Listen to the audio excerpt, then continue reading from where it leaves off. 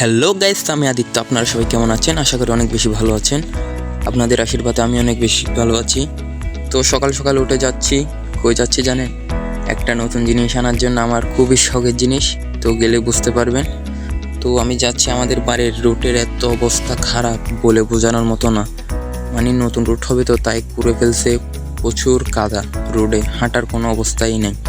তো যাচ্ছি এখন মনার দোকান যাব। আমাদের বাড়ি থেকে সামনে স্টেশন থেকে একটা গাড়ি নিব, গাড়ি নিয়ে সোজা বিবিরহাট থেকে ঝংকার যাব। তো গাড়িতে উঠে গেছি, ওঠার পর আমি এখন যাব বিবিরহাট। তো সবাই আমাকে সাপোর্ট করবেন, কারণ আমার পেজটা নতুন, কোনো লাইক কমেন্ট কিছুই করতেছে না। মানে ভিডিও বানাচ্ছি, কোনো রিলসই হচ্ছে, মানে কোনো ভিউসই যাচ্ছে না। তো সবাই একটু সাপোর্ট করবেন। আমি বিবিরহাটের গাড়িতে উঠে গেছি, এখন বিবিরহাট থেকে যাব ঝংকার। তো একটু ভুলটুল হলে দেখাই দিবেন কি ভুল হয়েছে না হয়েছে। আর কথা বলতে বলতে আমি ঝংকার এসে গেছি। এখন আমার পার্সেলটা নিব।